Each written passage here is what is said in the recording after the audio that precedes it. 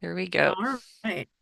We still have a few minutes, so I think why don't we start 5 after 6 so we give enough time for people to start coming in. That way it's all good. Excellent. And yeah, maybe we can just have people share in the chat how they heard about us or something like Oh, that. I'm hmm. sure we're gonna have quite a few heard you saw you at the tabling or heard you from Santa Cruz or all sorts of fun stuff. But it'd be really fun to hear how you heard about us.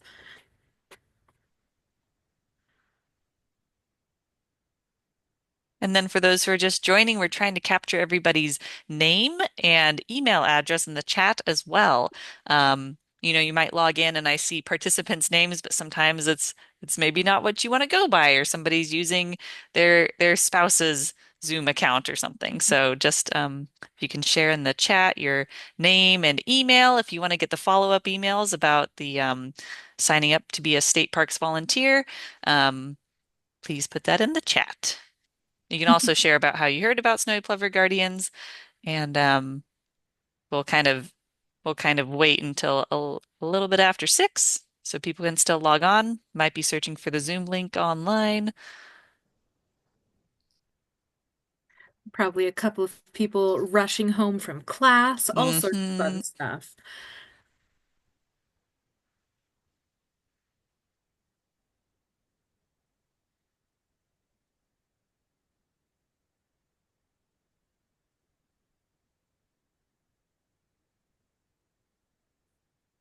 Yeah, very exciting to see the number of people we have already.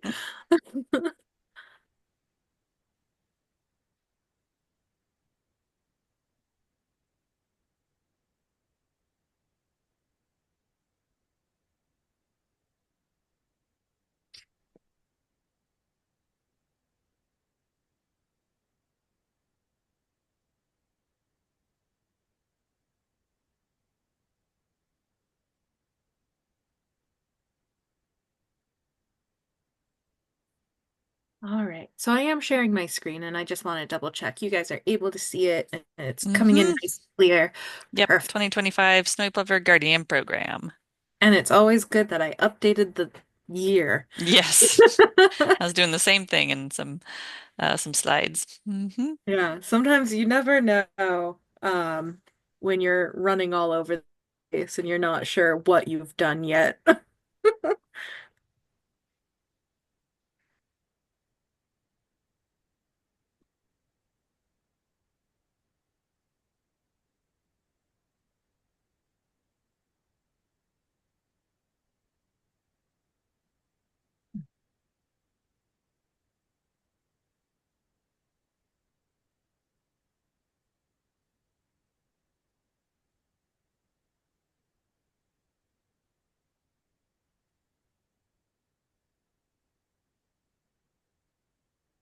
Ooh, we have someone who said they're hoping to do campfire talks, and that's super fun.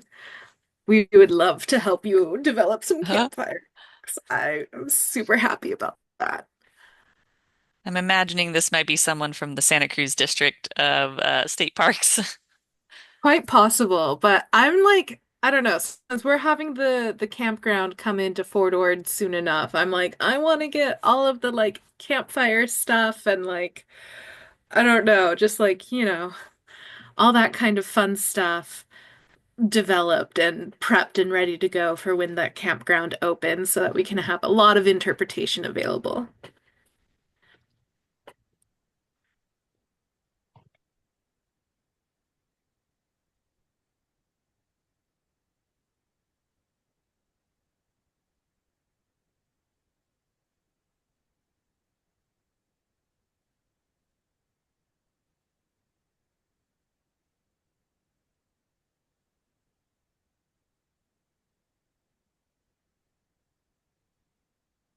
Ah, it's so great to see so many people who we met at our tabling event at CSUMB today and yesterday and last week.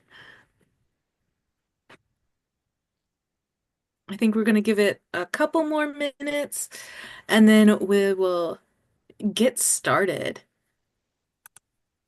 just a little bit longer.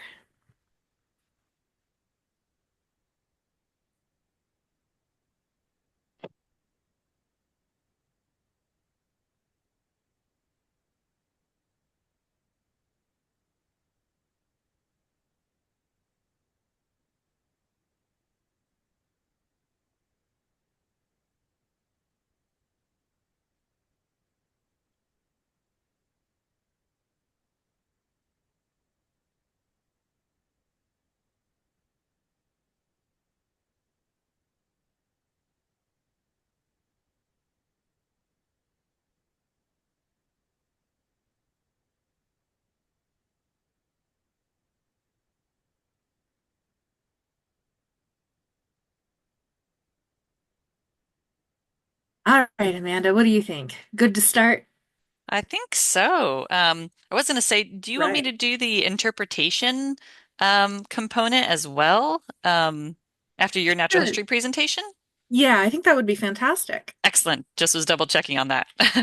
So awesome. Well, take it away then.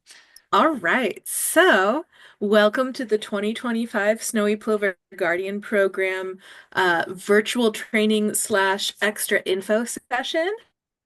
So this is uh, just our kind of introduction into snowy plovers section of our training. And so we're going to go over quite a lot of the snowy plover ecology, some Monterey specific info about our population, some causes of decline, uh, more into what the Snowy Plover Guardian program is, our messaging that we put out during the summer, as well as a couple of hopefully fun requests. Well, one fun request. And then we'll break out into two breakout groups where one will be specific to the Santa Cruz I think we can say Santa Cruz County slash Santa Cruz District State Parks, and one will be for Monterey County and Monterey District State Parks. And then we'll go into our specific logistics for those sites. Um, so to start off, we're going to head on into the plover ecology. So to start off with, what is a Western snowy plover? The very basics of what a plover is. And so I think it was 2023, a number of plover species had an update to their taxonomy, and our snowy plover was one of them. So they switched their genus from Charadrius to, Amanda, you might also be able to say this correctly, Anaranchus? That was not right. I would say Anarhynchus nivosus Okay, nivosus, but Anaranchus. it's fine. So now there are Anarhynchus nivosus nivosus. So that's their scientific name. They're a small little shorebird about the size of like about a tennis ball. A pale tan on its back and a very nice white stomach and face. During the breeding season, the males develop a really dark forehead and a dark collar along its neck. Dark spots right behind the eyes. Um, the Western snowy plover has been a listed species, listed federally as a protected threatened species under the Endangered Species Act since 1993 and a species of special concern in California since 1978. And so the plover's breeding range goes from Washington to parts of Baja California. And you can see in the light teal and blue here, many areas have year-round spring and summer, and then some areas in the orange are only seen during winter. Many areas in the range have plovers present year-round, and that includes Monterey, which is really fun. Get to have a mix of plovers that migrate and those that get to stay during the winter season. Most of our breeding birds that migrate for the winter, they remain in California and will go a little bit south towards San Diego. And we have a few that do go up towards San Francisco. The furthest south that I've found our birds to go, yeah, is San Diego. Um, But I only looked in for the past few years. There's very possible that we've had some pretty far traveling plovers in the past. Part of why we have so many year-round residents is because plovers really like our temperate latitudes, much like we do. Our migrating birds that start to are starting to migrate for the breeding season right now. So we've seen a couple already kind of like trying to pick out their territories, um, and maybe find a mate. Some of our year-round residents are doing that right now, and so we're likely to see some nests soon. They really like to stick to sandy beaches. Well, they do stick to sandy beaches. They don't really go for any rocky coastline. You have a lot of that here in California. So they're really specialists to sandy beaches. The adults' eggs and chicks really blend into their habitat. Plovers use beaches that have a sparse vegetation, and most of Monterey beaches actually have this low foredune. Though we do have quite a few parts of our southern beaches that are backed by tall, steep bluffs. And being in open areas with sparse vegetation allows plovers to look for predators and keep an eye out on their surroundings. So they like to be able to scan the sky and scan the beach for predation or predators coming to predate them. And it also gives them access to food sources. So plovers are a visual predator. That's why they have such big eyes. So they spot prey, they run up and they grab it. Unlike birds that are like sanderlings and sandpipers, which have longer beaks, and so they dig around in the sand for their prey. And this means that plovers tend to go for things that are found on the top of sands, like beetles and kelp flies, amphipods, and just other invertebrates. Much of these invertebrates decompose kelp that wash up on the beach. And so that's one of the reasons uh, don't do beach beach combing or removal of all that sometimes nasty kelp. And we like to keep a nice healthy kelp forest off the coast, and that provides the plovers with some of their food. The lifespan and survival of plovers, we've done some past studies in Monterey, and we found that females and male adults' survival is roughly 70% from year to year. The first winter for a plover first year of life is pretty difficult, their hardest year for survival. And there's a wide range of like 28 to 57% of survival for that first year, depending on year and where they're located along their range. Once they make it past that first year, they can actually live quite a long time. The average lifespan is about 3.5 to 4 years. We know that they can live a lot longer than that. We have at least one male in Humboldt County that last I had checked, which was a while ago, they had made it to 18 years. So I think they're in their 20s now, so long as they're still alive, and I have not heard anything about him not being alive anymore. So I think he might still be going strong. Hopefully, fingers crossed. I'll have to check in on that sometimes. For their breeding season, it's longer than the average for other bird species. It starts in March officially and goes through the end of September. Uh, and we tend to have early nests.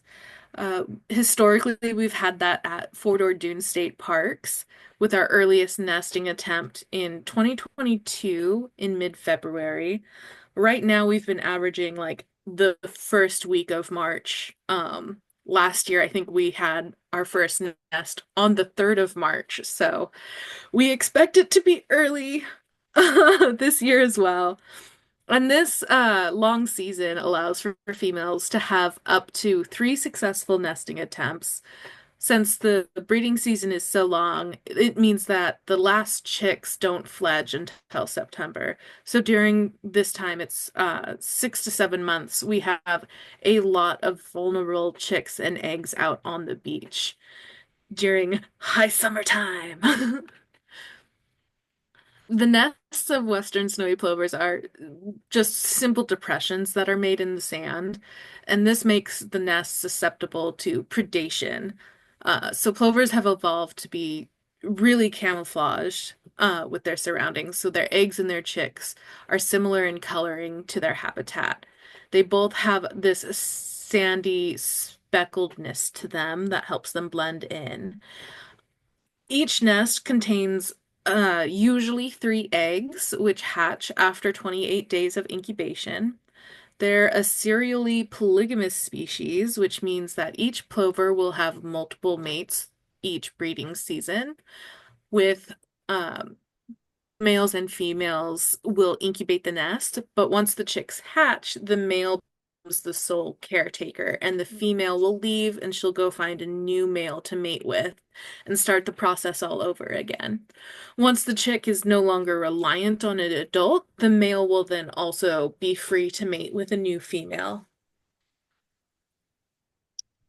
Plovers have a synchronous hatching, which means that all the chicks uh, will hatch pretty close to the same time, even though they're laid about one egg per day.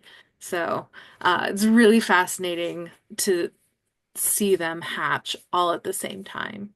The chicks are also precocial, which means that they're able to stand, run, and begin searching for food within just a few hours of hatching. They're self-feeding, and yeah, the males don't need to feed them in at all. Instead, he just keeps an eye out and protects the chicks from predators, and he provides warmth by brooding them, since they aren't very good at regulating their temperature. Especially at night, they would freeze without a male to take care of them. After this, an additional 28 days, the plover chicks are considered juvies. They're considered to have fledged, and that means that their feathers are fully grown enough that they're able to fly on their own and they don't need to rely on their parents for protection or for warmth anymore. So some common behaviors that we see them roosting, which is them just kind of like sitting and not really doing anything. They're just watching people. Um, we'll also see them incubating and brooding, and that's when the adults are actively keeping the nests and chicks warm. So they're sitting down and they're all nice and fluffed up and keeping everything at a good temperature. We also see adults doing a lure display in their chicks when they perceive their chicks to be in danger of a predator, sometimes their eggs as well. And so this can look like a broken wing display where an adult will be kind of flapping their wing as if it's broken and they'll be running around and making a lot of noise and they're kind of doing a woe is me, oh no, I'm injured, and trying to get you to follow them so that you'll leave the chicks alone. And then once they're at a safe enough distance, they'll be like, psych, and they'll spring up and fly back to their chicks. And it's really kind of an interesting behavior to see if you're not expecting it. Another thing that we'll often see them do is we'll see them foraging. So we'll see them actively hunting their little insects and just eating a whole bunch of food. I guess I have a picture of incubating and brooding. And this is a picture of the bro of a bird doing a broken wing display. So you can see that their wings outstretched, they're dragging their tail, and they're acting like something's hurting them. And then this is also foraging. So for Monterey specific, this is all of Monterey Bay are specific population numbers. Um, so how are we doing in Monterey Bay? So this figure shows the plover population starting from 1985, which is when Point Blue started heavily monitoring the plovers, and it goes through last year, even though I ended up not putting 2024 listed on the on the graph. Um, and so these are the individual bars are the number of breeding adults that we observed during a window survey. Um, And so it was, our population levels were very low when we started. And they started to really increase in the 2000s when we had a lot of management actions happening. And this includes controlling for non-native predators, particularly red foxes, which were a big deal back in the day. They were originally brought in for, I think, fur and hunting. So we finally got those guys controlled and we started seeing a really big boom in the population. Um, we have the population target for Monterey specifically is set at 338 breeding individuals. And we've hit that number a couple of times. But as you can see in 2016, had this sudden decline in the population. And we've been staying kind of under until just last year. We finally hit over our population target again. We do need to have that hit for 5 years before we actually feel we've done a good job. And our, excuse you. And we also, our entire range goal will be 3,000 plovers, which we aren't near yet.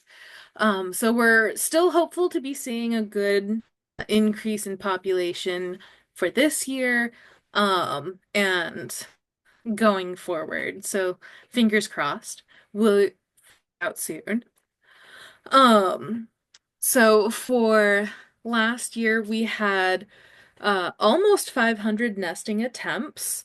And our hatch rate was decent, not great. It was at a 49%. Um, but we did have a minimum number of chicks that hatched was 556, which is pretty good.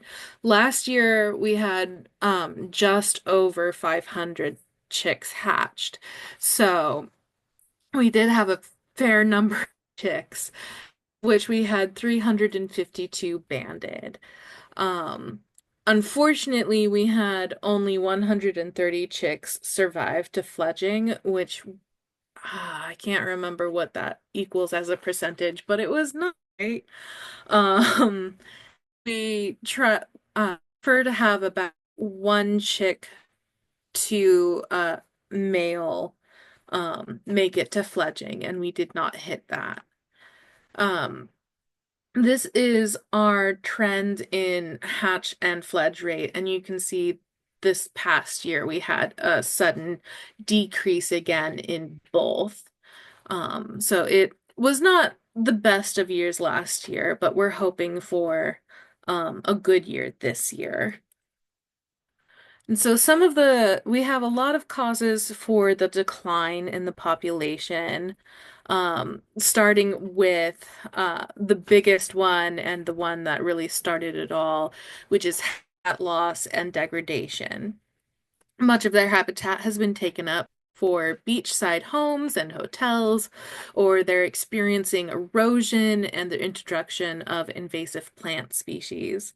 Climate change is also a threat that's going to become a bigger and bigger problem as sea levels rise and temperatures change. And it will also causing effects of erosion and shoreline thinning, which will decrease any of the habitat that remains. Some invasive species of plants are also removing habitat by closing up the space between vegetation. As you remember, plovers like open, sandy beaches with sparse vegetation and low-lying vegetation, to give them, to allow them to keep an eye on their surroundings. And because of the development and habitat loss, plovers have been absent from more than 50% of their historic sites. And of course, we have a lot of human use on our beaches, which can drastically change the landscape of of a beach and how it's used by bird species. There's a number of recreational activities that can disturb plovers. So things like kite surfing can look like avian predators from a plover's perspective, cause unnecessary stress. Um, and cause them to move or no longer nest at a beach. Equestrian activity and jogging run the risk of trampling nests, and bringing dogs on the beach runs the risk of nests and chicks being harmed. We have numerous documented nests that have been eaten by domestic dogs, as well as a couple of incidents where we actually found chicks that have been smothered by dogs. Recreational activities on the beach can threaten plover nesting in a multiple of ways, and that can be a direct cause of nest loss by trampling, or indirect by a plover just abandoning their nest or their nesting territory. And they can simply cause a plover or other shorebirds to just expend a lot more energy than they would otherwise be spending by flying and trying to get away. There are many non-native species that we introduced into the coastal ecosystem that prey on plover nests and chicks. So I introduced the red foxes already, which were brought in for the hunting and fur trade, and they became very adapted to finding and consuming eggs. We also have many native species that are predators, which were always kind of here, but have had their populations really enhanced by the proximity to coastal developments. Primarily crows and ravens, which are just like such a good example of this. There are species, some of which are also listed, like the peregrine falcon or the northern harrier, um, have caused some conflicts when one listed species starts preying on another listed species. And so we have some ways to be able to take care of that, but many of these predator populations have been increasing in recent years, which can often be attributed to high levels of human recreation, nearby human development, and increased range sizes due to climate change, and all of which be sub increased by human nearby human development. So, to kind of try to counterbalance that, we developed the Snowy Plover program, Guardians program. So, these are a few things that we do in the breeding season in the state parks to help our plovers. Do some trash management, cut and contain and remove trash from plover habitat and surrounding areas. Do habitat restoration of dune, uh, the dune habitat to benefit plovers and other native species. We teach our park visitors about snowy plovers and native dune ecosystems. We also restrict special events like weddings or beach cleanups during the breeding season. Partner with Point Blue Conservation Science to monitor our local plover population and tracking success. We do our control in partnership with U.S. Fish and Wildlife Service. This targeted removal of animals that have been identified as problematic monitoring. We also install and move a roughly 9 miles, 10 miles of symbolic fencing here to protect nest and habitat, and this closes off the upper portion of beaches to public use.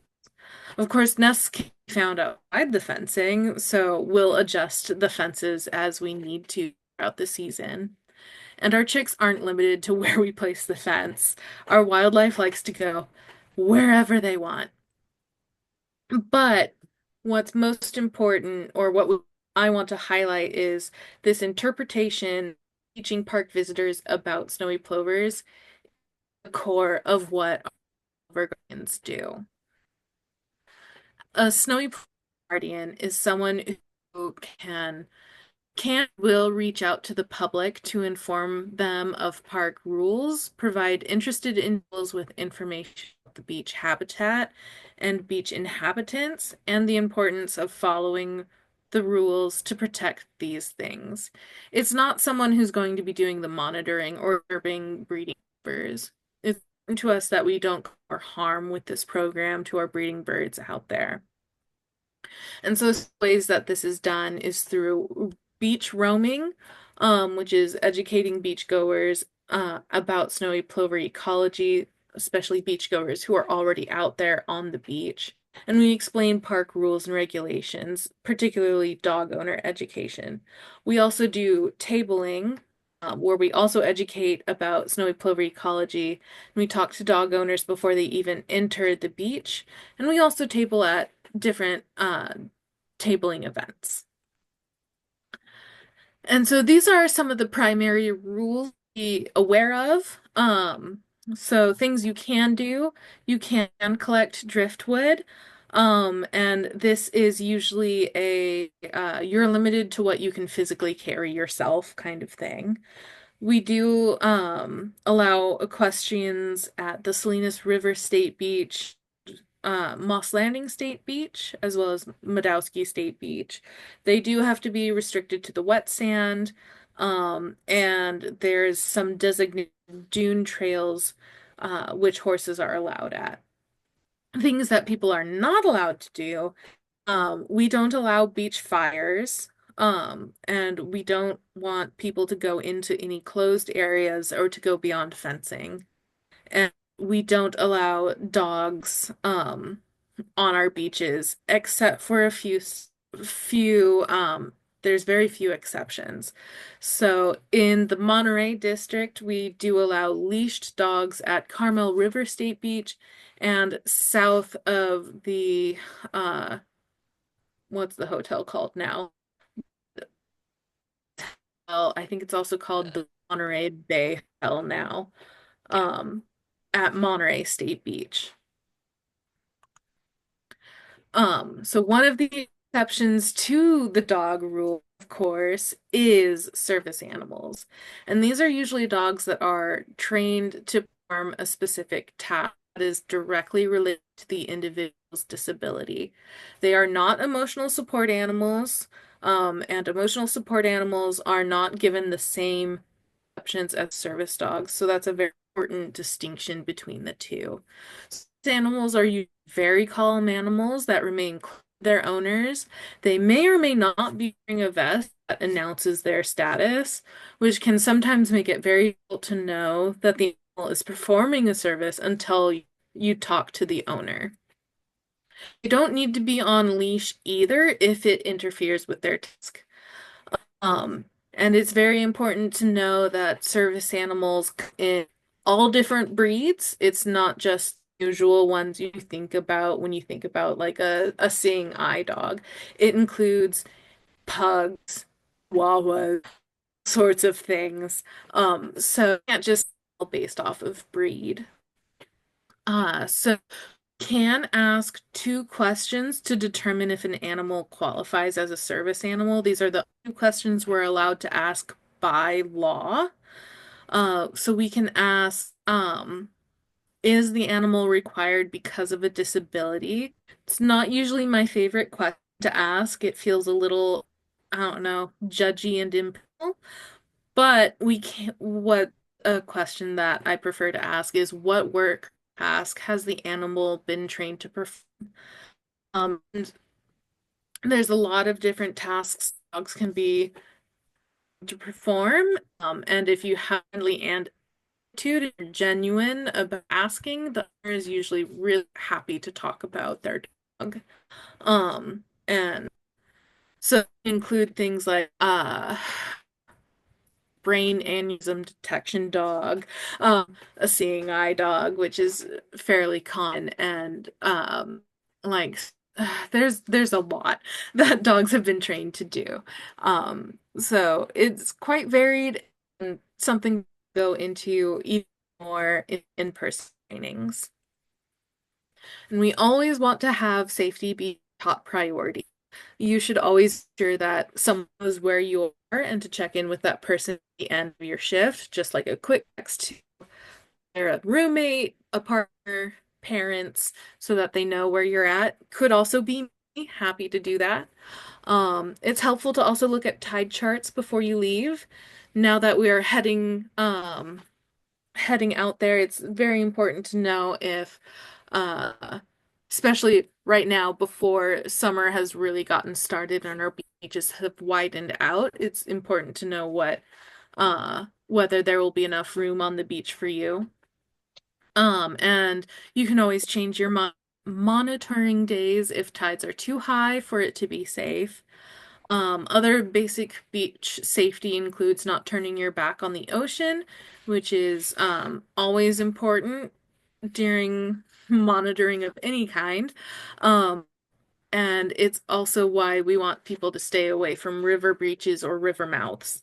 Um, Remember to drink water and wear your sun protection. And if for any reason you feel unsafe approaching a person, the vibes are off, you do not have to approach. You can just wait until you're in a safe area and then you can call State Parks Dispatch. Um, and you should feel empowered to always just end an interaction if you feel like it's getting heated. So most of our messaging is fairly common sense, but it will be good to go over. Um, So we want to make sure that people know that plover nests and chicks are out there and they are hard to see, as stealth and camouflage are their primary defense against people and predators. Plovers themselves be very difficult to see as they blend in with the sand. When plovers are incubating and staying still, they can sometimes appear to be just a small bit of wood. And chicks can't fly until they're at least 28 days old, so hiding and running are the only way to escape. Often they'll freeze and just kind of flatten out on the ground to avoid detection. During the breeding season, it includes all the summer months, which is the most popular time to visit the beach.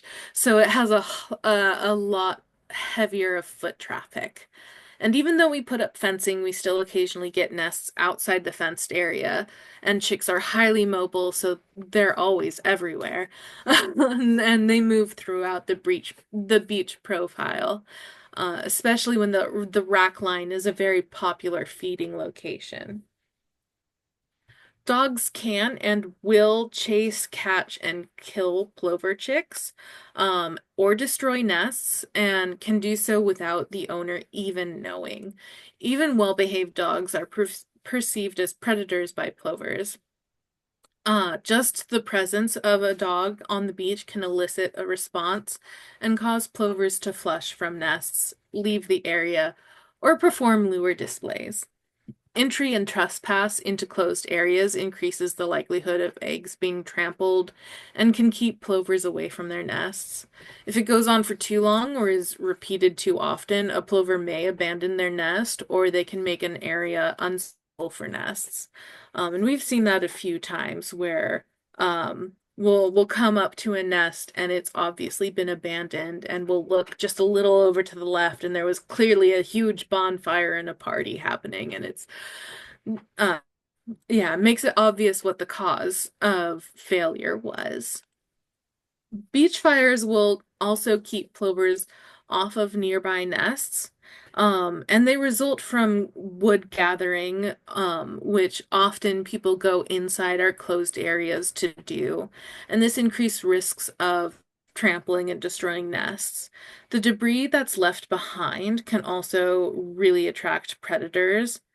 Um, Camping in plover habitat will cause nest abandonment as well and cause a site to be unusable. And it's also not allowed on our beaches. And the trash and litter that can happen from these activities really attracts predators to our plover habitat and increases predation risks. So the trash subsidizes predators and brings them in, and it basically just is a big invitation for them to come in and prey on our nests and our chicks. It's also not pretty to look at, and it causes pollution of plastics to get to the environment. We also see a lot of beach toys, pet feces, which is really gross. Sometimes in little poop baggies, sometimes not. And so it attracts predators and it just creates an unsanitary beach. So that's a lot of things to keep in mind, but now we're getting into some requests. First, the fun one. We would love to get action photos of you guys because I have realized recently that we don't have a lot of photos of our Plover Guardians in action, and we would love to have that. So we would want tables or photos of you guys tabling, roaming at events. If you are at one of our meetup events or our Richmond events, we want to have photos of you guys and document your activities. The other thing is for repeat offenders. So if you happen to see like the same dog walker every single time you go out on the beach, what we're going to ask you guys to do is to take note of the date or day of the week that they're going out, when you see them, and if you happen to see them entering the beach or when you first come across them, and if you happen them exiting the beach as well. We'd like to get a description of the dog and potentially a description of the owner. And if you happen to see their vehicle, as well as the movement. And so, if they're heading north or south along the beach. And so, what we're going to do with this information is actually turn it over to our rangers so that they can kind of stake them out. If we can figure out what their schedule is, if they one, then we can have the Rangers preemptively be out there so that they can talk to these guys. Because they're the guys in the uniform and they're all official and they're able to actually write tickets. So, if we're able to kind of give them a lead, that's what we're going to try to do. Um, Now we're going into possible sites and logistics, which is when we are going to be splitting up into breakout rooms. That being said, I think I saw a lot of um things in the chat, so I don't know if there's questions we might want to go through first. I didn't see any questions in the chat necessarily. Okay, There are no, just it's just some everybody talking good about comments. the Yes. hotel. hmm Yes, hmm they did change the name, and I have no memory of what it got changed to. I think it's called the Um, Monterey Beach Hotel. Oh no, we do have a yeah, question from that Tammy. sounds right. Tammy's asking what might happen when the new Fort Ord campgrounds are built. Yeah, that is a good question. We're a little, well, in terms of effects on plovers, fingers crossed, not much. Probably won't be much in the first year because of some really good fencing up and stuff. There will probably be a little bit more foot traffic at the what's it called? Divardi access. So one of our access points will probably have a little more foot traffic. Um, I'm a little worried about people potentially climbing the fence to go down the dune side, but I don't think that'll happen for a while. Um, I think our fencing will have to start degrading before that happens. And so that should take a good amount of time before it happens. Um, but hopefully everyone is just, uh well behaved. Hey, just real quick, I was gonna say we do have like in the plans for the campground that there's a big Mhm. effort at some of the other state parks. I know up in Santa Cruz District they have this whole Crumb Clean campaign to try to encourage people who That are would be camping lovely. to keep things really clean. There's a lot of signage related to it, and also camp host at the campground will be, encouraged to go and talk to people Yeah. about it and um, We are. slash potentially like clean things up. So we'll have to keep it super clean Yeah. because that's that subsidized predator problem again with the ravens, the crows, skunks, coyotes, even ground squirrels maybe just growing to Yeah. a natural population size. So it's all kind of in the works and in the management plan.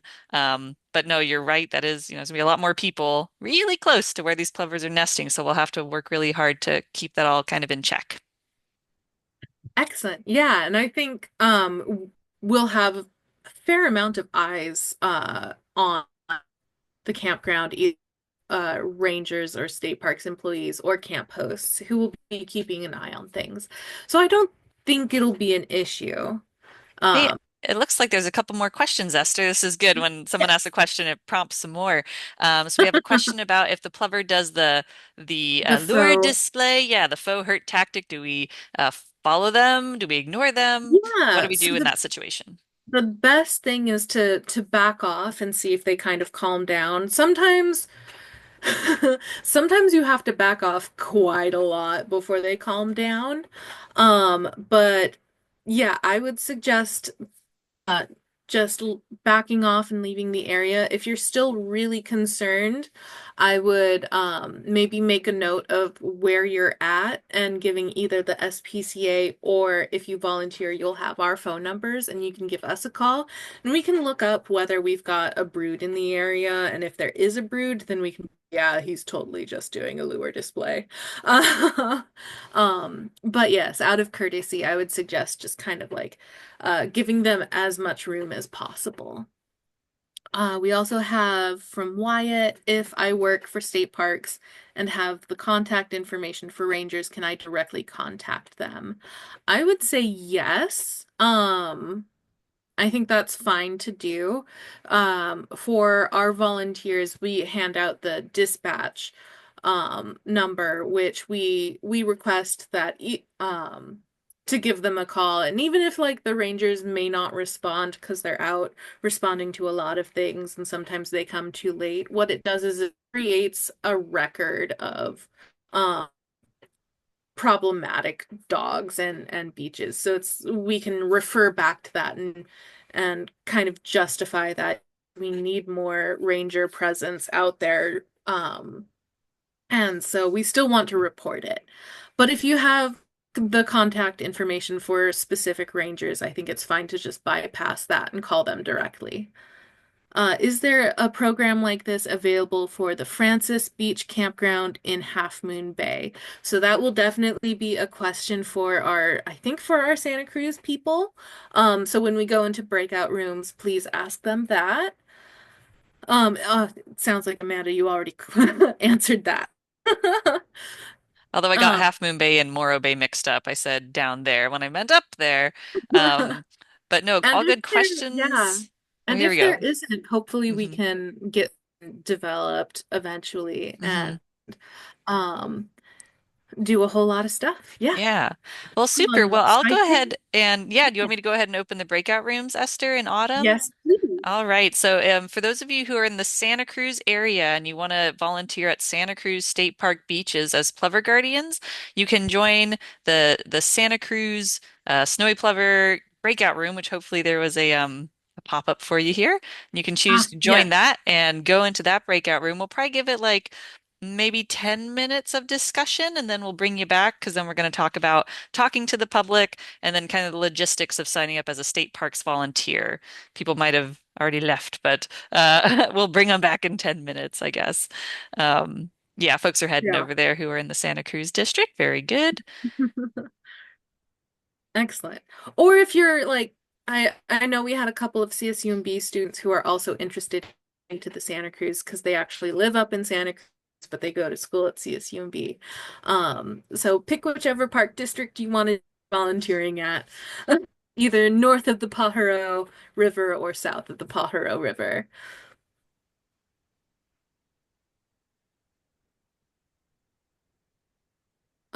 Laura, we are hopefully, I think if you go down to the bottom of your Zoom, there should be a thing that says breakout rooms when you hover over the base.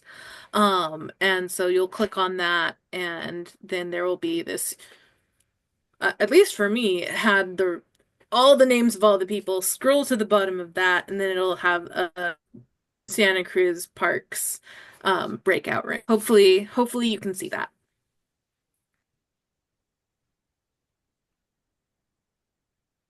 All right. I think we will go ahead and get started for our logistics Sounds good. for Monterey. So we have a lot of possible sites, including, so we have some here in the yellow that's kind of like our priority sites, but is not limited to where you can go.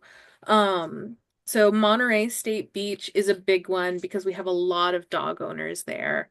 Um, who don't always know that they have to turn around at the hotel or they come in from another beach to the north. We also have Fort Ord Dune State Parks at our main parking, or yeah, at our main parking lot at Access. Marina State Beach at Reservation Road is a big one as well. Salinas River State Beach, Moss Landing State Beach, um, for all of the access points at Moss Landing. So here's some of our maps. I still included Carmel River, even though that's more of a wintering site, but it is a good spot right here at our main parking lot, to just be able to still talk to people about our plovers. And it is a great spot if you're find yourself not able to volunteer until winter. It's a great spot to also do some outreach. For Monterey State Beach, this is our Monterey Beach Hotel, and dogs are allowed to the south here, but not to the north here. And so both sides be wonderful to have our Plover Guardians doing the roaming. We've done tabling here at the seaside lot quite a bit. Um, and it's a good spot. You can occasionally see some plovers there as well, pretty easily. Um, for Fort Ord Dunes, our main parking lot is right here. It's also a pretty walk from CSUMB. So if you're a student and you can't get a ride and don't have a vehicle for some reason, that's a easy beach for you guys to get to. And just kind of walking back and forth at that access would be how you do the beach roaming. For Marina State Beach, you could do the Lake Court access, especially if we want to go up the Dune of Death. But um, our Reservation Road access is actually a really great spot to access. Um, we also have our Salinas River. I would suggest going from Potrero to the Holt lot and back and forth between there. And for Moss Landing, it's you would have to I would suggest roaming just in front of the access points. Smodowski is one of our more rural beaches. It's super cool, but a bit rural. But if you get there just in front of the main parking lot up to the river mouth would be great. And I think that's my last slide, but I did want to mention there is a possibility. Don't know quite yet how it officially happened this year, but there's the possibility that we might be able to do some tabling in front of the Marina Dunes regional parks. Um, in combo with our Monterey Peninsula Regional Parks neighbors. And so that's a very exciting opportunity for us that we're hopefully going to be able to do. And so it's another tabling spot that we would love to be able to um, have more interaction with our uh yeah, beachgoer friends, as well as pet a whole bunch of dogs because they're all super sweet. So it's a beach that does allow dogs, but it gives us the ability to talk to a bunch of dog owners and make sure that they know where they can have their dogs and just hopefully spread the word about plovers because they're also nesting there. Yeah. Hey, real quick, I was just going to mention, yes, like really, you could go to any place in Monterey Bay where snowy plovers are nesting, any of those sandy beach areas, if you walk long stretches, that counts too. But, more bang Yeah. for your buck is kind of hanging out at these trail access points or near a parking lot, if you, to contact more people, which is kind of the goal. But you really can be kind of roaming all around. We do tend to try to encourage people to go to like Seaside Beach, which is, Monterey State Beach is divided into like the south portion and then that north portion, Seaside Beach and Roberts Beach, the two parking lot kind of distinguish the names of those areas. And yeah, exactly like this. And but that's just, places where it's a border between where dogs are allowed and where dogs aren't allowed. That's a good place to talk to people and educate people because as you can all imagine, we can't put like fences or signs right on the water's edge. the ocean would take it away. So Mhm. there's not nice, clear delineations between where state parks ends and then, the city of Sand City starts, north of here at West Bay Street or something, or further north of that, there's some little parcels of private Tioga. property. Complicated stuff, right, on the coast. It's not all state parks, so there's different rules in different sections, but being right on those borders is really helpful, and it's a good place to reach a lot of people and, to hopefully halt any of that dangerous or harmful behavior that we're trying to curtail. And yeah, anyways, just wanted to let you know about that. We can kind of go wherever, but we like to try to go to those places where you're gonna chat with more folks. Um, and I feel like the Yeah. the Santa Cruz folks, they're maybe just getting everybody together in their room, so I didn't want to like bring them all back just yet. Yeah. Okay. Yeah, I think that's fantastic. And I can always head over to Santa Cruz in a bit and check on how they're doing. But yeah, if there's any questions about logistics or our messaging, now is a fantastic time to ask. Mm-hmm. Um, and yeah, And also, we'll go through a lot more of the specifics, like, yeah, the numbers you would call if there was somebody who's being, yeah, unhelpful and they won't listen to you. Numbers of the rangers that you get to call and say, send in reinforcements. We give all that information out at the in-person trainings. So this is kind of just like a overview, cursory overview of what the volunteer kind of day-to-day volunteer kind of work is like. But we'll go a lot more in depth at the in-person trainings. There's going to be two offered kind of in mid-March. And we'll discuss more of those dates during the logistics portion, the last little bit of our presentation tonight. Brian looks like he has a question. How will we be patrolling? Will we be making a route or be given one? Um, I think you can kind of go anywhere you like, Brian, and you don't have to go to a designated place or walk a specific route. But it might be nice if there's an area you already frequent. You already go to this beach. It's kind of, yeah, like Jeff in the note said this is his hood, his favorite beach, up there by Marina. If you have a beach that you already frequent a lot and you're familiar with, and you have that passion about that location and the wildlife that's there and the habitat, that might be a really good place for you to go. So you could, and it's so much self-driven, as far as where you want to go and when you want to go. So that's kind of the positives of this volunteer activity. It's really flexible for everybody's schedules. We have some more questions in here. Kai saying, what happens if I'm not able to go to either of the in-person trainings? If if you sign up and, go through all the paperwork and you're putting in the effort to do it, we'll still train you. Don't worry. We'll figure out a time we can meet and do an in-person training. So don't worry, we'll help you out and make that happen.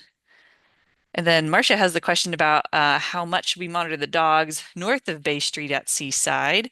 That's a good question, actually, Esther. yeah. What do you think? So, um, so from West Bay to Tioga, that is technically also state parks beach. It's a little bit more of like I would consider it a gray zone where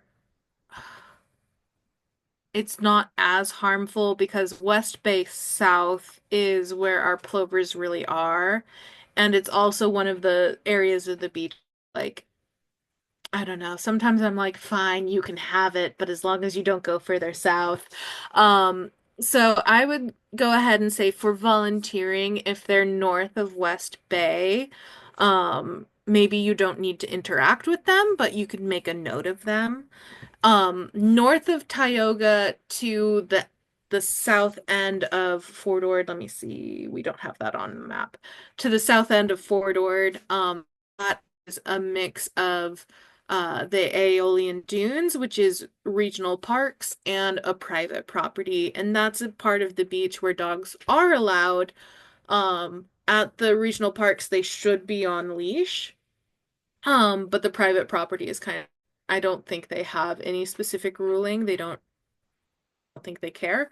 Um, but we'll have to regional parks would want us to be able to go in there as well. Currently, the Plover Guardians, we stay on our state property. Brian asked, how do we schedule a day? And is there a sign up sheet link we are given? So we don't need you to schedule in advance, although if you like to have a schedule in our I guess we would do it during the in-person training. We would get you introduced to our online volunteer portal, which is Better Impact, and you can be set up a schedule in that. So we'll show you how to do that. Um, Ooh, thank you, Kai. That would be fantastic. We'd love to get some high quality photos.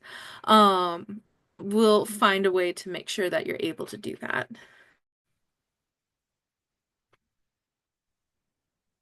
All right, I'm gonna go ahead and recall our Santa Cruz friends and try to Yeah. get them back We over to our side. Hopefully they've got perfect. some things figured out on their end. They have, I think, fewer beaches maybe that snowy plovers nest at that are also really popular. I think Sunset State Beach is a big one. Sunset, yeah. Um, and just a Um, handful maybe. I don't know. yeah, I think they'll probably oversee probably the Pajaro Spit as Hmm. well, since it's kind of connected to them. If you have a question in the future, please email me. I don't have my email up. Um, Here, let me put it in the chat. Uh, We'll also send it out if we have your email, Allison, and the follow-up email I'll send maybe tomorrow. It'll have how to create a volunteer profile on the state parks volunteer portal, and then it'll have all emails of how to contact us all. So, and there's Esther's email right there in the chat if anybody's desperate to get a hold of her for any more questions. Welcome back, Santa Cruz crew. I hope that wasn't too short. I was like 10 minutes should do it, but we can certainly do another one at the end of all this if you would like to keep going. We still have stuff to work out. and I'm stopping my screen share. So All it's all right. yours, Amanda. Okie dokie. Well, I'll just real quick, I'm going to go through what we kind of call the interpretation. Oh, wait, I started that too soon. Share screen first. Um, and also, I did just want to point out that doo, doo, doo. Start from beginning. Um, Yeah, you know, Snowy Plover Guardians kind of this neat like partnership between all different organizations, nonprofits, and agencies. So California State Parks is like the landowner. Like we have all this beach property, not all the beaches, like we were saying, there's little sections that's Monterey Peninsula Regional Parks or Big Sur Land Trust are privately held or held by the city. So it's patchwork, but a lot of the beaches are state parks property. Monterey Audubon Society is a local nonprofit that kind of helps with like fundraising and donations because a state agency can't really do that super easily. And then Point Blue Conservation Science is a nonprofit that's focused all on the research of snowy plovers. So it's this really cool kind of mashup of there's really cool groups here in the Monterey Bay area working to help the snowy plovers. And you guys are going to be looped into that now too, because now you have that natural history information. You're starting to get that going in your brain. And certainly, you know, you can always read more online, watch previous YouTube, you know, videos that we've posted online on our Monterey Audubon YouTube channel that has past snowy plover presentations and things like that. But we're going to go into something that's called interpretation, which isn't it's not like languages. It's not like, you know, interpreting one language to another one. It's just the uh, well, this is how the National Association of Interpreters defines it. A purposeful approach to communication facilitates meaningful, relevant, and inclusive experiences that deepen understanding, broaden perspectives, and inspires engagement with the world around us. So, state parks has interpreters. I guess I'm Amanda. I'm an environmental scientist, but we have interpreters on staff, people who do this full time. And so the interpreters kind of help build that bridge to understanding. You know, people like state parks and they show up, but there's probably a lot of subtle things there they maybe don't notice or don't know about. So that's what we get to do. And this is the classic quote that we always like to throw out there because it's kind of what interpretation's about and a lot of what our volunteer programs about. In the end, we will conserve only what we love. We will love only what we understand. We will understand only what we are taught. So, you know, a lot of people don't even realize snowy plovers are out there on the beaches. Esther just told us how sneaky they are. They're so camouflaged. and they might look like other shorebirds. If any of you are birders, you'll know shorebirds are one of those groups of birds that just they all look really similar, you know? I know I've heard quite a few stories about, oh, I think there's snowy plovers on the CSUMB campus. I see them running around. You might be seeing a bird called a killdeer, which is a type of plover. So it looks really similar, but slightly different. And then people will stop me on the beaches and say, "Oh, you scientist, you think there's hardly any snowy plovers? Like, look at the hundreds of them running up and down the waves." Well, that's probably a sanderling. So you got to be kind of nice, try to break it to them gently because, a lot of people don't know this. These birds are sneaky, and it's just kind of a subset of, you know, stuff you learn in life. Birding, you have to go out and kind of work at it. So it's not just obvious. So that's what our role is going to be to try to speak for those who cannot speak for themselves, try to just encourage people to notice and to care. Um, which feels, it feels kind of like cheesy when I say it that way. But this is kind of a fun picture to look at. This is just kind of like, a basic thing to share with people is that they're really hard to spot. Like, I don't know, do you guys see how many plovers might be in this picture? I don't even remember what the answer is, but yeah, you can put it in the chat if you're like, I see them all. Brian was quick on it. 8, he says. Let's see which ones I circled. 1, 2, 3, 4, 5, 6, 7, 8. There you go. 8 snowy plovers sitting right there on top of the sand. I think this is at Carmel River State Beach where they like to roost in the winter time, but they don't nest there. It's a really popular, busy beach, and the plovers, they need it to be kind of chill. But an important thing to remember as plover guardians is that we're not rangers. We can't enforce any rules. We have to try to convince people to follow the rules just with our words and how we interact with them.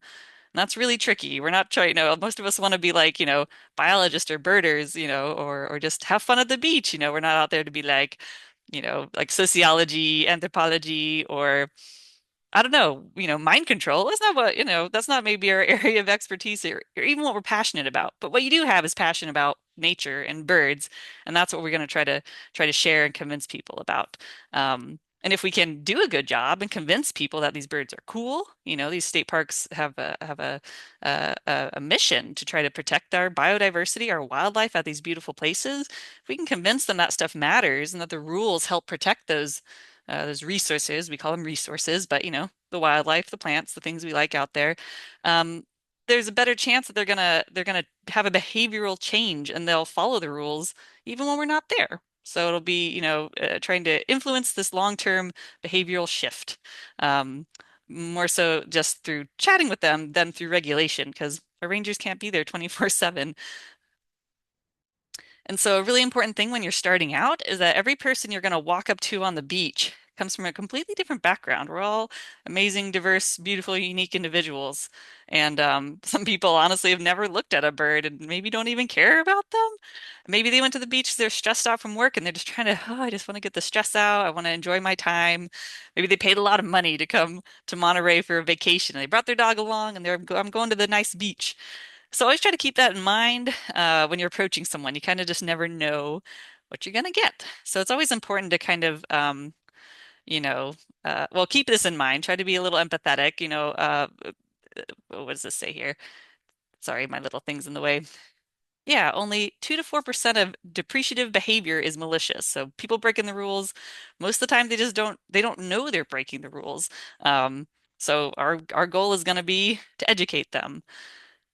That's, that makes me feel better. It's good to keep in mind on those long days when people just don't seem like they care. They just don't know. They don't already have this innate passion that we all do to try to protect birds and nature. So I always try to start my interactions with a really warm greeting. Like, introducing ourselves is really important. Hi, I'm Amanda. How are you doing today?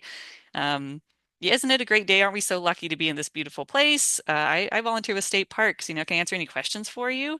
Or, oh, I see you're looking at that snowy plover sign. Or you might be wondering about what this fencing's about. The cable fencing. It looks just like a dopey string on a little post. You know, just trying to really ease people into it. Because again, we kind of don't know what they're what they're up to on the beach. Here's some other like little conversation starters. What a gorgeous day. Weather's always, that kind of apolitical, easy breezy. Let's go with that. Hey, I don't know if you know this, but that's a pretty classic one.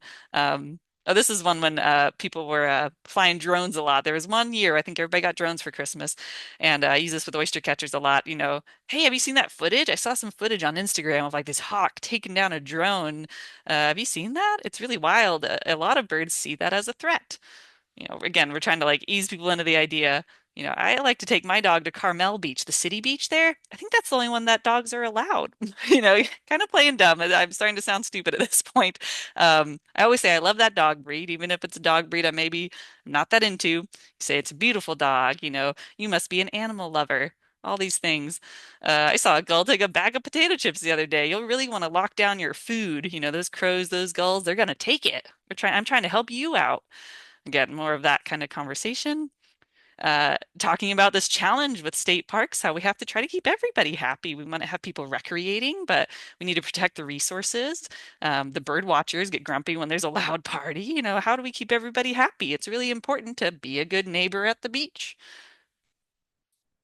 And then here's what I like to say, it's so hard to spot these little birds, but we have to monitor them, because they're a listed species. They actually are not doing super great because of habitat loss, all the things Esther now told us. So again, it sounds corny, but you kind of have to, you don't know these people's background. I'm not talking about, this is a species that's listed on the Federal Endangered Species Act. This is their designated habitat area. Some of these words might kind of intimidate people. They might just gloss over and not want to listen. We're just trying to have a good conversation with them. So this is an important one. Yeah, kind of watching your tone. What you say is critical, but how you say it even more so. There's try to think back to a time when someone maybe just hollered at you across the room, not a nice like, "Hey, friend," but like a, "Hey, you." You're instantly like, "Gah," like, "Oh, I don't feel good about that." So I work really hard to try to like hustle ahead. I see someone with a dog, I'm like, "I'm gonna get around here."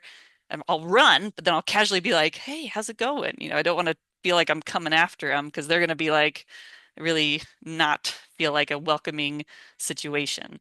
Um, so yeah, the tone is important. And it can be challenging because we really want to protect the birds.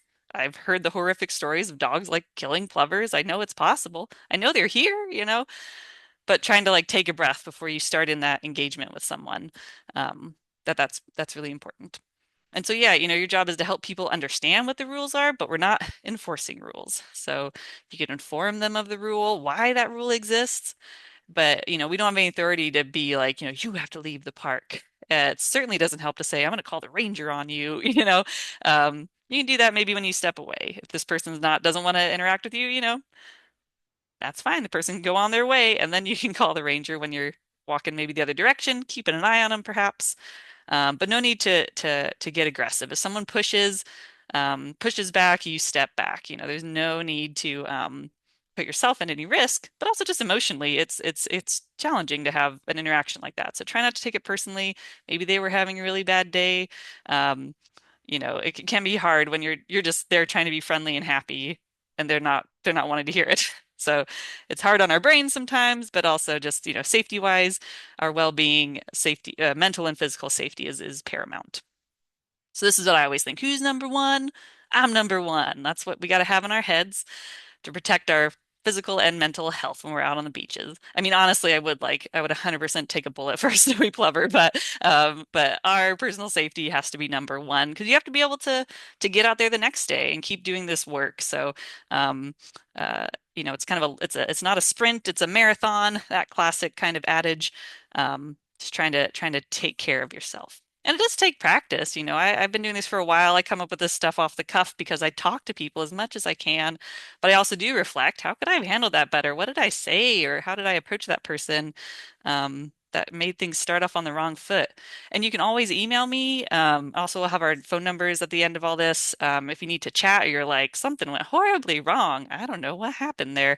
I'm always happy to kind of chat about that kind of stuff. It just feels like it's good for everybody to talk it out sometimes after a bad day. 99% of the time, great people. They're like, I didn't know. I didn't know that. Thanks for sharing. No one told me this. So most of the time, it's really positive. And so this is like the thing, we're out there to enjoy the birds, enjoy nature, and share that love and enjoyment with others. And hopefully that inspires them to care and notice and follow the rules. That's kind of the the idea behind the whole thing. So we'll go ahead and I'm gonna check the chat here because I was just talking away nonstop there, and the chat wasn't visible. Social media accounts, good stuff, Wyatt. Oh, we definitely would love to have that be like a full-time job for someone. Um, and then yeah. So any questions about outreach or interpretation, any strategies with that? Again, we'll go over at our in-person trainings a little bit more specific. So if someone's like, well, where can I do this activity? Or am I not allowed to fly a kite? You are, but it's like it's kind of discouraged. And it starts to feel like we're getting nitpicky, but plovers don't like kites flying over their nest. It looks like a hawk or something up there. Lots of funny specific things that we'll be able to go into. Um, all right, so I'm seeing the chat is Esther's keeping an eye on that. Thank you. So we've got to go through one more thing. So I hope that wasn't too arduous because we have one more presentation, and this is going to be the fun one, the paperwork. As you might imagine, if you're gonna volunteer with California state parks, there's gonna be some paperwork involved, and so that's what this last little bit's about. So bear with me through this last little section. Um, and here's kind of our general, we have a general email, ploverguardians.monterey@parks.ca.gov. Esther put her personal in there, and you'll get a lot of our personal emails at the in-person trainings, but this is a nice general one too. You can send questions to as needed.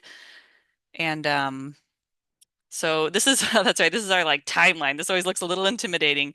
Um, but so generally, we have this we're doing this year round. We have winter outreach as well at where the snowy plovers like to roost. There's no eggs, there's no chicks, so that whole component kind of goes away. But they still need to kind of preserve their strength in the winter months. You have to be in good condition to then lay eggs in the spring. So we do outreach in the winter season as well, but we're right getting into the thick of it. March to September is the nesting season. So that's this time frame that we're working in right now. Um, we're here at our online training. There's going to be two in-person trainings. One's going to be on Thursday, March 13th, one on Sunday, March 16th. We're going to attempt to get paperwork from everybody. If you're ready, if you're like, I'm dedicated, let's do this. We're going to try to have a paperwork deadline on Monday, March 24th. And like I said, I'll send you information at the end of this on how to sign up for our volunteer profile page, and then start sending you all the online stuff that you can sign up for. So we're going to do our paperwork and training here in March, try to get people out on the beaches, kind of in April. We have, some of our more experienced Plover Guardians that we can pair folks up with so they don't have to go out on their own the first day, first couple days if you like. There's a portal, a volunteer portal that we have where you can contact if you say, I'm going to be out on the beaches on this day, but I don't want to be alone. Is anyone available on this date? And it'll email all the other Plover Guardians. So we try to match people up so they can have a buddy on the beach. We usually try to have a mid-season birding field trip, like a celebration, thank you celebration. We'll do that in conjunction with the oyster catcher project, the Monterey Audubon oyster catcher folks, just kind of a general shorebird celebration mid-season. And then we'll have a end of season party in September. And then that's how it works. And then we'll start doing the overwintering online training just to talk about the subject matter that we like to cover in the roosting overwintering season. And then check in mid-June as needed. So here we are at the kickoff meeting. We're already doing good there. And then the next step is going to be to sign up on it's called Better Impact. That's kind of the online portal that State Parks uses to keep track of volunteer hours. There actually is a calendar in there. That's where we would schedule. Like Brian was asking about how do we schedule stuff. You could actually schedule yourself if you just want to go out every Tuesday. You could put that in a calendar and we'd be able to see that online. We collect some data from our guardians out there. How many dogs did you see? How many dogs were off leash? How many people did you interact with? We collect that information through this Better Impact website. So that'll be that next step. That will email you the link to sign up through Better Impact. Then there'll be this long-term volunteer paperwork packet.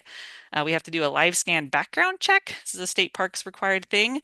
There's two online trainings. Bear in mind, and then a Cal OSHA COVID training. And then we'll do the in-person trainings. some of this gets in different orders potentially, but and then you do the expert shadowing in the field.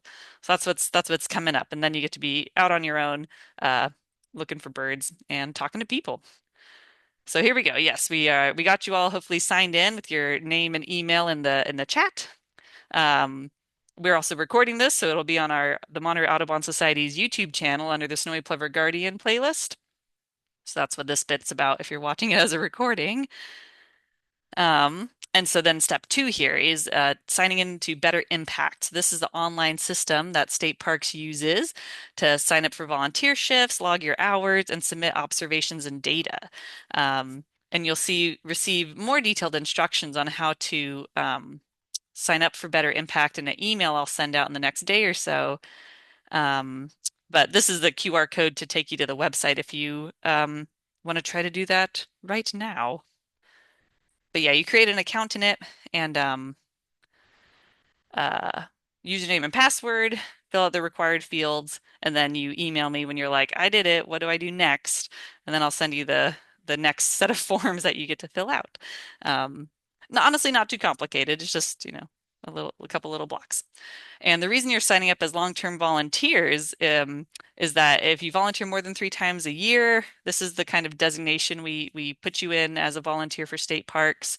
We have this paperwork packet and a live scan you have to do. We have those online trainings, but this makes it so that you can work independently. You get to go to any state park property and do work independently. We log our volunteer hours through Better Impact, and then if you put in 50 hours, you get a day use pass to any of the state parks in the Monterey District, which is pretty much where all of our Plover stuff is happening, also through Big Sur. And then if you put in 200 hours, you get a statewide pass, which is pretty cool. So yeah, once you've done your Better Impact profile, I'll be sending you a digital DocuSign. It's like a PDF, where you just put in your digital signature. So that's pretty easy. Luckily, that's gotten simpler. And then there's some paper documents that either I can print. If you don't have a printer, I can print them and give them to you at the in-person training for you to fill out. Or you can print them and complete them and give that stuff back to us at the in-person training, whatever you need. The LifeScan background check feels like it's overkill, but it's a requirement for being a long-term volunteer. And it costs $30 to do one of these. And there's different locations you have to go to. And it's fingerprinting, it's making sure you don't have a record. But if you save your receipt from that, we can reimburse you for that. So again, there'll be nice, clear instructions and a flow chart in the email I send you. So don't feel like you need to write this down. Just giving you a heads up. And then there's those two online trainings that are required as well for state park volunteers. There's the Bear in Mind training. It's kind of a social awareness training through the Human Rights Office. Everybody has to take the Bear in Mind training every 2 years, the long-term volunteers, and it's something that's done online. So that's handy at least. And then we do have this Cal OSHA COVID training that's still required, still doing that one, and it's just a one-time thing. So these will all both be accessible through Better Impact once you have that account made. And then we'll be doing the in-person trainings. That's where we'll give you some equipment. We'll go through the regulations in more detail, more strategies for talking to the public. You'll get to meet other Plover Guardians, and we can even practice like, Amanda's being a belligerent person. What would you say to her? Practice things like that, and then ask more questions. And so we have these two dates, Thursday, March 13th at 1 p.m. at the Marina State Beach office in Marina at the end of Reservation Road. And then Sunday, March 16th is the weekend one at 10 a.m. On the 16th there. And again, if you can't make those, but you still are like, I still want to do this 100%, just let us know and we can try to find an alternate date to work with you. So equipment wise, we're going to give you some vests and hats. We have a little bit of other stuff. This is kind of the old school, like khakis that were really cool, but we've got a vest and a hat that have the Parks logo on it, so you look a little bit more official. Um, and then we'll give you a name tag, and then we kind of have some cheat sheets as far as like best practices, some of the rules and regulations, those important phone numbers, how to get in touch with people, kind of in a um, not if it's an emergency, it's 911, but in a situation where you need a ranger, how do we contact them? How do we find them? And then we have the data sheets, and then all the stuff the material that you use to engage with the public, all of our pamphlets, stickers, coloring sheets. We have little laminated pictures of plovers that are useful to share and show people. And then we'll figure out a time to get you out in the field with one of either our Plover Guardian experts, a seasoned volunteer, or potentially one of us, me or Esther, or one of the other Plover monitors, maybe out in the field. So we'll figure out some times. We'll work with everybody when to get out in the field to do that. So again, this is that next step is going to be signing up for Better Impact, that online forum, online database portal. That's a better word. And I will email you all the links, so don't feel like you have to scramble, but I'll email the link so you can start that. And then you'll start on the process of filling out the paperwork for becoming a long-term volunteer, which is super great. And then we have the two beach trainings again, the in-person trainings, and we're going to attempt to have all of our paperwork turned in by, oh, whoopsie daisy, I just closed something. Attempt to have all of our paperwork turned in by the Eep. Sorry, stuff's going all over the place. By the Monday. 24th, Thank yes. you. Sorry. I couldn't move all my little guys out of the way. Monday, March 24th. That's the deadline we're hoping to get paperwork in, so then you can get out on the beaches. Um, and yeah, so that's the paperwork portion. Not as exciting, Yeah, and but but critical, critical. So yes, any and I questions want about to, that? Oh, go yeah, ahead, I Esther. just want to iterate that it looks daunting. It looks like a lot of paperwork, and then you actually get the forms and you find out they're actually really simple. And if you do struggle with them, then feel free to just contact any of us volunteer coordinators, Amanda and me for the Monterey district, and Julianne or Autumn for Santa Cruz, and vice versa. I'm pretty sure they're the same forms, so we're happy to help out around. And then I also want to make sure that our CSUMB students are aware that you can get the live scan done for free on campus, Nice. where you'll just need to wait for us to give you a certain form for the police department, and then you'll just go over there and they'll process everything. So you don't have to give $30 to anybody else. Save that $30 for a snack or something. Uh, and I do love Jeffrey, you are correct. We do need a Plover Bachelor TV show. I have always said that our plovers make for a pretty great reality TV show. There's a lot of drama out there. Um, and yes, highly agree. Yeah, any other lingering questions? Looks like Esther was working hard in the chat room. Thanks for doing that, Esther. Um, any other last minute questions? Or Santa Cruz folks, did you need to go back to breakout rooms or are you all set, I think? Thumbs up from Autumn. All right, super. And yeah, we can share the email list with you guys if there was Santa Cruz people. Hopefully they've contacted you already. But yeah, it's the inaugural year for Santa Cruz Plover Guardians. We're all excited about that. So um oh, did I see, is there a question? Yeah, sorry, I'm Mhm. just asking a question because I thought you were going to wrap up quickly. But do the Santa Cruz folks have all our email addresses? I don't know. Yes, we have all of your email addresses, and we'll be sending out a follow-up email in the next day or two. Awesome. Thanks, Julianne. And I think to a question I just saw pop up from Natalie, who do we contact if we cannot meet up in person? If we cannot make it to the in-person trainings, I'm going to paste Esther's email in there again. Esther's kind of our primo Snowy Plover queen. Not only does she work for California State Parks, she also works for Point Blue Conservation Science, so she wears two hats for us. Lucky us. And oh, there it is. She said Amanda too. And Amanda is just amanda.priest@parks.ca.gov. I'll type that in. I can't expect you to know how to spell my last name. And if you for some reason can't lose that contact, then the email that we'll be emailing the next steps from you can contact directly from there as Hmm. well. Yeah. So yeah, thank you all so much for sitting through this. We're like right at 7:30. Thank goodness, because We I can did it. carry on. Esther loves to talk about plovers.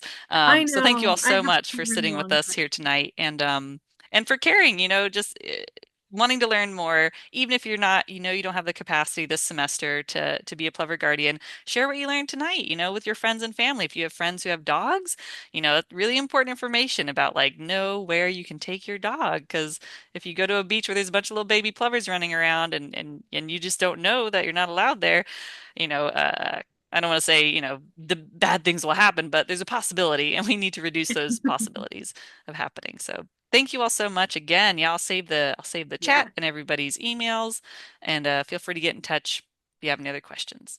But thanks Yeah. again. I guess we'll sign off. Good to see you all. Thank you guys. Mhm. Bye. We'll see you Bye, out Santa there. Cruz crew. Good to see you. It's okay if I ask a question. Oh, certainly. Yeah. Hi, Yes. Brian.